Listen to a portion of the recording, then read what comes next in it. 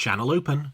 Welcome back to WeeklyTrek, a proud member of the Tricorder Transmissions podcast network, and presented in partnership with TrekCore.com. I am your host, Alex Perry.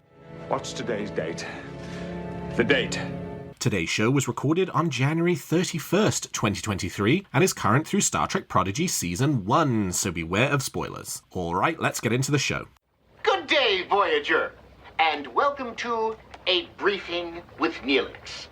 It's a catchy title, isn't it? WeeklyTrek is a regular news show covering the biggest stories from the Star Trek franchise. We are in a new golden age of Star Trek. There are 5 television shows in production, possibly more on the way, and enough merchandise to fill the Bajoran wormhole. So stick with me and I'll help you sort the real facts from a lot of the Dominion propaganda that you'll find online. And this is another supplemental interview episode. This week, I am talking to Ben Robinson, most famously known as the Starship Guy. He worked for Eaglemoss for many years, producing a number of really great Star Trek collectibles. Well, as anybody in the Star Trek collectibles world knows, Eaglemoss went bankrupt last summer. No fault on Ben's behalf. And since that time, Ben and I have been sort of semi-regularly checking in just to kind of see where are things in terms of continuing some of the great product lines that Eaglemoss had, particularly for those fans who were maybe in the middle of subscriptions like the Enterprise D build-up that they had not had the opportunity to complete. This interview today does focus mostly on the Enterprise D build-up. We do get into talking about sort of selling off Eaglemoss stock, some of the companies that are moving into the space and what their level of interest is in continuing to do Star Trek, and a little bit about the books. I expect we'll have another interview coming in the next few weeks that will look specifically at the question of selling off Eaglemoss's remaining stock of collectibles. But today, without further ado, my interview with Ben Robinson. So, are we all ready? Oh, are you doing an interview as well, Shaban? Okay, so build-ups. People had subscribed to Eaglemoss. Eaglemoss had fulfilled the Enterprise D. Probably I think the furthest ahead anyone was maybe 2/3 of the way through the whole thing. I think a little bit more. So I think there are 31 monthly shipments. Yep. And I know that we had produced the magazines up to the 27th shipment. Uh-huh. So whether those all went out or not, I don't know. Yeah. But so probably, what's that, 80%? Yeah. So but 70 or 80%. Nobody's finished it. Eaglemoss goes out of business. I have the only complete models in the world. Yeah. So tell us, where are we today? So what's happened now is it took a little while to sort out, but D'Agostini, which operates from a website called fanhome.com, have taken it over, and their first priority is to make sure that everybody who had started is able to complete. So what they're doing is taking names, and in fact they're just about to get to the point where they can take orders as opposed to names. But for them, the big logistical thing is right, who's still there, who wants to finish it? Yep. Have we got the stock? Because at the moment they're working with the existing stock. They will order more, but they don't know how many people they're ordering it for. So the first thing they need to do is get their heads around the situation. The model itself, they're exactly the same parts that Eaglemoss were releasing. They're using the same factory, which is PCT, PCT had contacted various people. Yeah. But they're working with them, so there won't be any problem with any of the fit, or no one's remaking it, anything. It's the same thing. It's not like they're trying to do anything too clever or anything like that. Yep. The same editorial team will finish off the magazines and the instructions.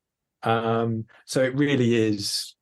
It is a continuation. Yeah. And from my point of view, you're looking at it and thinking, oh, this is taking forever. And I'm sure that's how people building it feel. But actually, to get it back up and running in 6 months is quite an achievement. From a bankruptcy, Yeah. I mean, there were loads of things. I mean, I do want to say that CBS were completely blindsided by this, and that they are always restricted in what they can say because they have lawyers and that kind of stuff. But they have really, they've really gone to town to make sure that this works. Yep. They've done a lot to make sure that they've found the right partner, and to make sure that people aren't left with something unfinished. And in terms of DeAgostini being the right partner, they're the biggest partwork company, I think, in the world. They've done a lot of Star Wars stuff, if I recall right. They've been the Star Wars licensee for 20 plus years. Yeah. So some experience in the space. They absolutely, they did the big build-up Millennium Falcon, which is an extraordinary thing. It's huge. So they are a really big, really substantial company that has very deep pockets as part of a really big group. I would never want to tell anyone that they're more secure or better than Eaglemoss when I was working there. But the honest truth is that they are, they're a big deal. They're a big company. Yeah. So everyone should feel confident that they know what they're doing and that they will get stuff to people and they will deal with any questions anybody has, and they'll be on top of it. And actually, Brett, who is he used to work at Eaglemoss, is in their customer service department now, so he's a massive fan as well. So I honestly, if you'd look for an outcome, there isn't a better one. Yeah. And so everybody was sort of everybody was not at exactly the same place. Everybody was at a different place in terms of what they had received. How will the process work in terms of I ended up, I was on issue 12, but somebody else was on issue 18 and somebody else was on issue 21. How will that function? So at the moment, everyone can just pick up exactly where they left off. So you just say, please start my subscription from issue 13 or issue 19 or issue 28, whatever, wherever you were, or issue 3, wherever you were. They can't at the moment. They can't let people catch up. Mm-hmm. So I know people have asked about, could I just get a load of issues in one go? Yeah, that's something that longer term they'll look at as a possibility, but it's logistically difficult. The first thing to do is to make sure that everybody who has started can finish, and that's the overwhelming priority. All the kind of clever stuff about can I do this or can I do that or that, it's just hang on, maybe we'll get to that, but right now let's just make sure that people can finish. And so for folks who are subscribers, it's transitioning over to D'Agostini. You can basically start right back up from the issue that if your last one was issue 12, then you start with issue 13 and you're good to go. And your expectation is that everyone's going to be able to finish. What about some of the ancillary stuff that was sort of offered at the start, right? The free gifts, the shuffle sets. I think there was you could get the sort of deluxe base with the mirror on it. How about those pieces? Well, so the intention is the first thing to say is that D'Agostini have not bought Eaglemoss.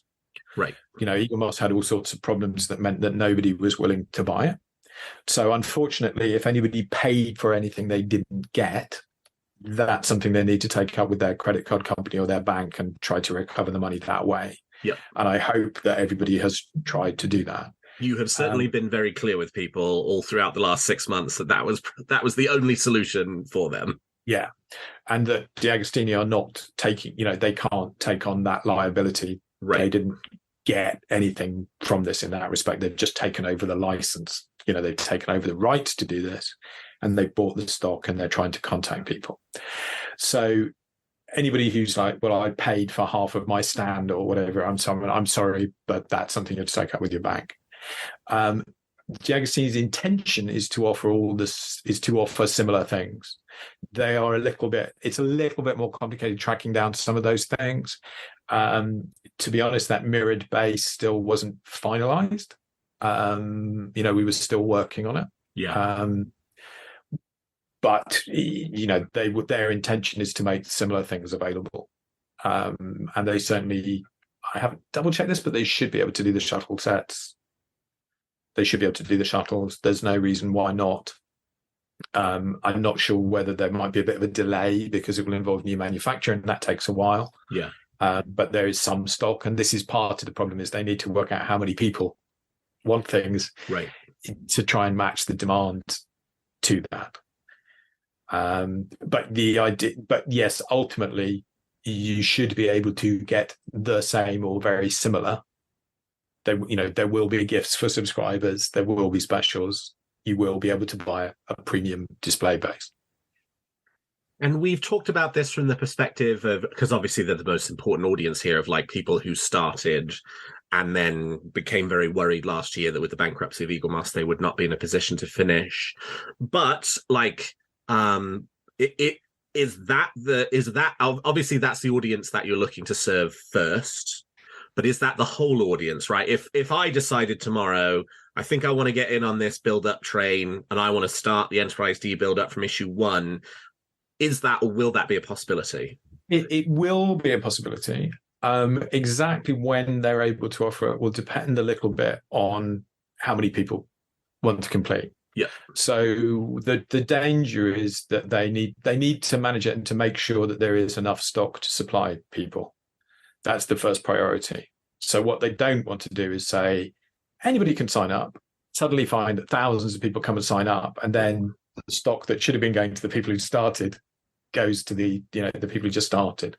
But long term, their intention is absolutely to make it available so that you can start again.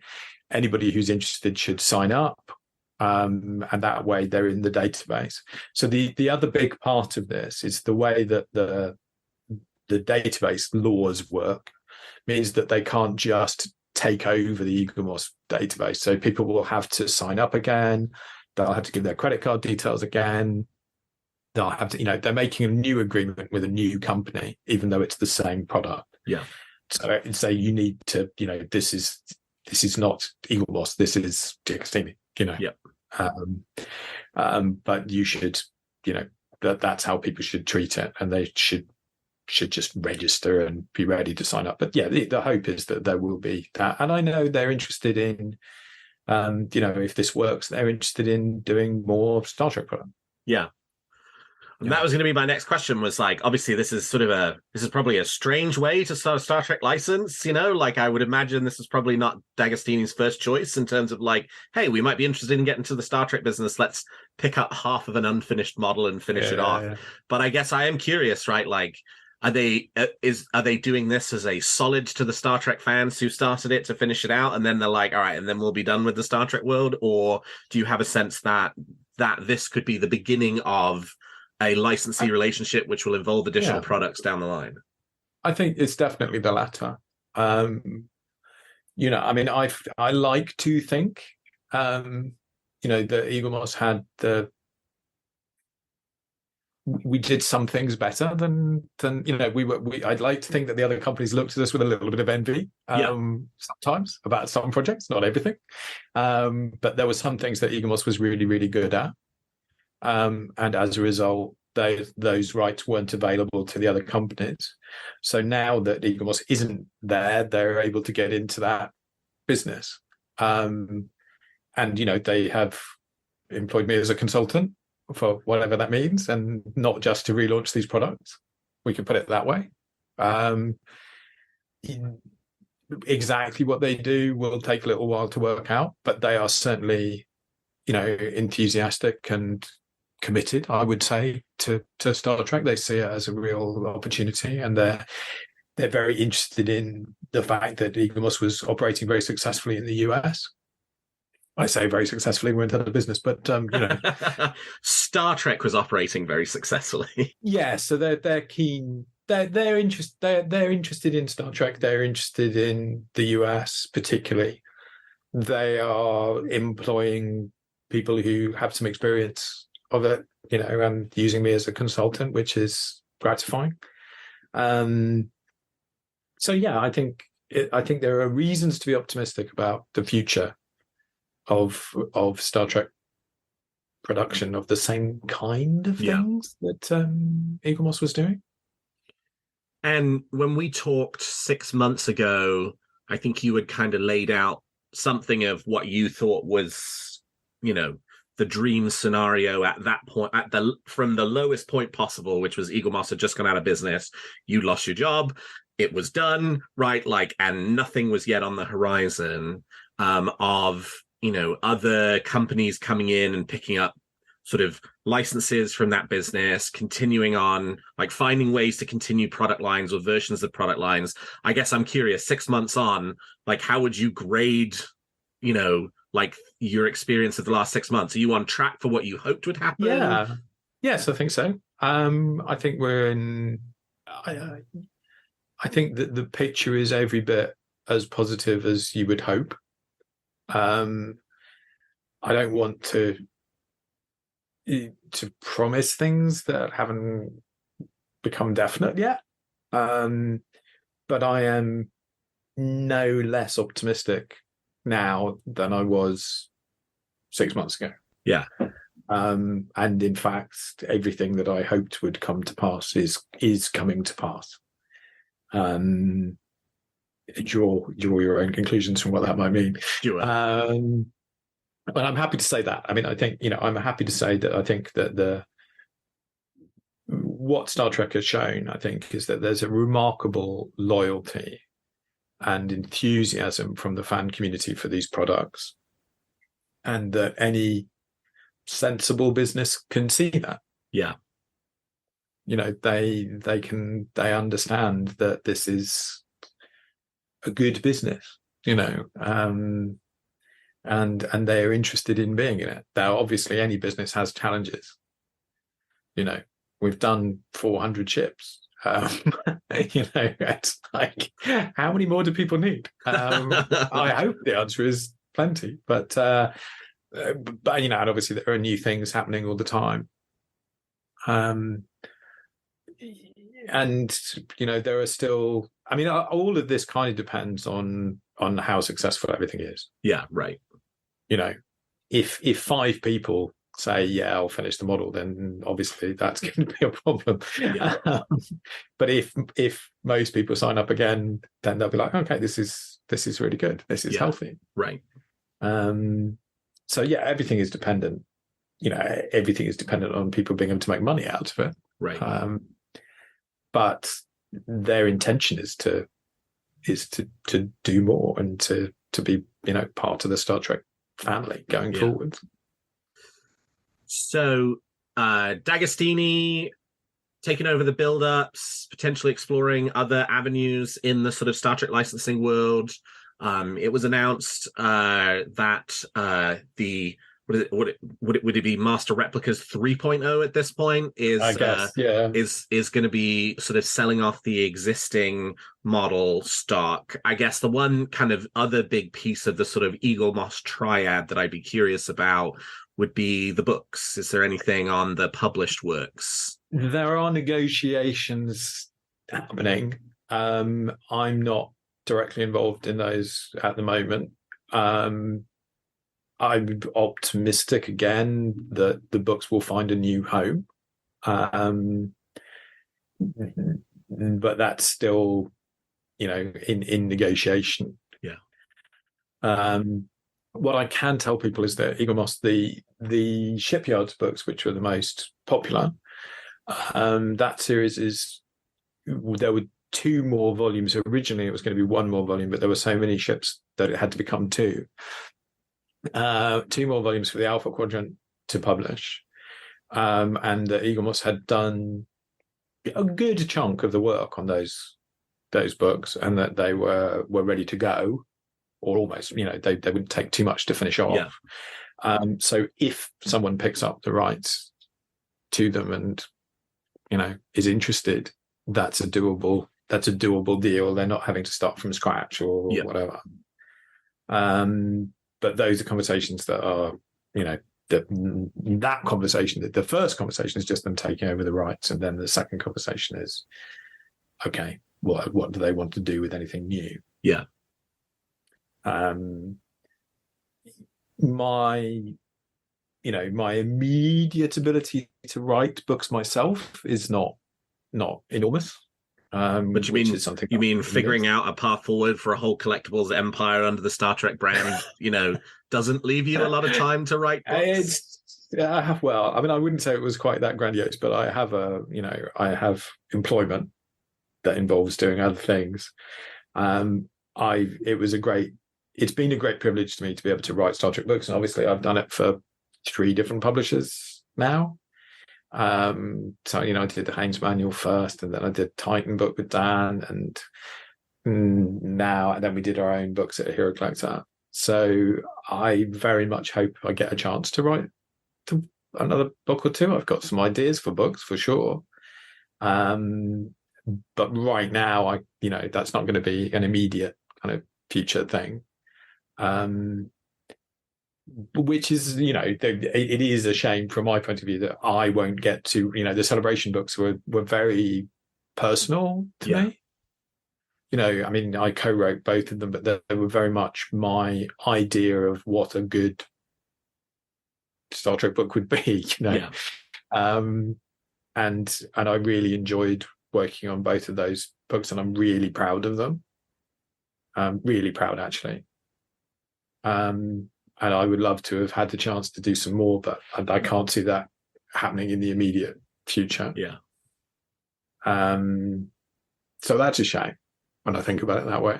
But never say never. I mean, exactly.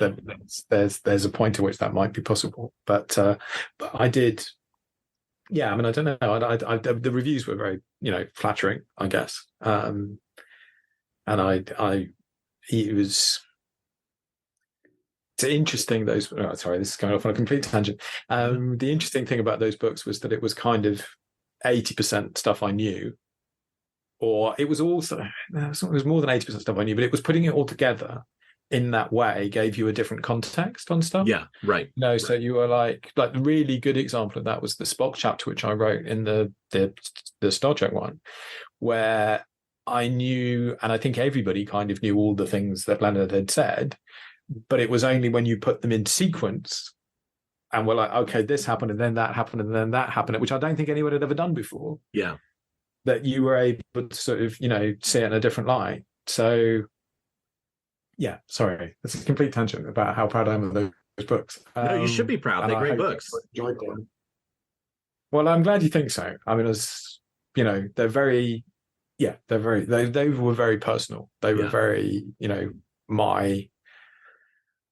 my manifesto is not quite well, but they were my idea, yes. My idea of what those shows were and my understanding of them, But the other stuff, the Shipyards books, I'm fairly optimistic that that series will get completed, great, and potentially even updated with the new ships from the new shows. But that will be on plenty of new stuff. Yeah, absolutely. Anything else for today's conversation that we haven't covered?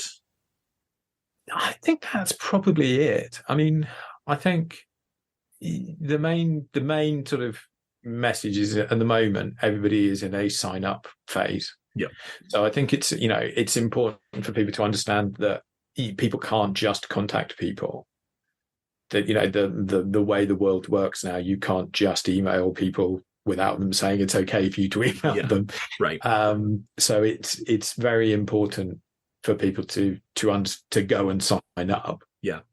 And the difficulty also is that some people can be emailed. So it's so complicated the way this works. But there are rules about who you can email and who you can't. And it depends on which boxes people ticked when they signed up. Yeah. If they signed up and all of that. So people may see that some people are getting an email and they're not getting it. The best thing for them to do is to go to fanhome.com for the build up and sign up, or masterreplicas.com and sign up if they're interested. Yeah. It won't do them any harm. There's no point, you may or may not get an email, but we don't know. Nobody knows if the databases are 100% complete. There are restrictions on who you can and can't email. There are restrictions on what you can tell people, you're only allowed to send people what's called a service message, which is a purely informational, you were on this list, please sign up to this list. Yeah. Message. So the real thing is, if you're interested, go and sign up. And that way they will be able to communicate with you. And that's the bit that's key. Yeah. Really. And all your questions will be answered eventually. I'll do my best to answer what I can, but there are bound to be questions no one's even thought of. There always are. Well, thank you, Ben. I appreciate it. Thank you for all of your hard work to help put all of this back together for people. Well, I can't take. I mean, that's the other thing, is I can't take too much credit for it. I mean, it's. I've certainly been there, and I've been advising a little bit, and I am on board as a consultant. So and I hope. I think it would have worked out this way anyway without my involvement. But I certainly, what I do hope is that I can spread the word, and make sure that nobody, the great difficulty with these people is that until you've signed a contract, you're not allowed to say anything. Sure. Until you've done this, you're not allowed to say anything. And no one wants to make any promises that aren't kept, particularly. Yeah. Given what happened, right? So the message is, these people are both fanhome.com and masterreplicas.com are legit. They will both deliver a good service. I wouldn't want to be involved with them if I didn't think that was the case. Nobody is, everybody is in this to be, no one's trying to be unfair or unscrupulous.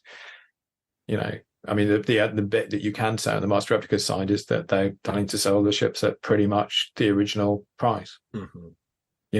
So it might well be going for 1,800 on eBay, but they'll be selling it for we didn't have an original price on that one, but they'll be selling it for something much more reasonable. Yeah. So that's the goal, and it's the same with the Agostini. They're not trying to, they just want to, it's a good business to be in, and they want to be in it, and they want people to be able to complete the builds, and and they have a sort of some skin in the game because they have other build-ups, and they don't want anyone to think that you wouldn't be able to complete them. It's important to them, right? Yeah, to that everybody knows when they embark on something like this that they will be able to finish it. Yeah. That's the other thing maybe worth saying, is that they've taken over some of the other Eaglemoss projects. So it's not massively relevant to Star Trek people, but if anybody was building the Back to the Future DeLorean, or the Ghostbusters Ecto-1, or Gone in 60 Seconds Eleanor, exactly the same thing applies.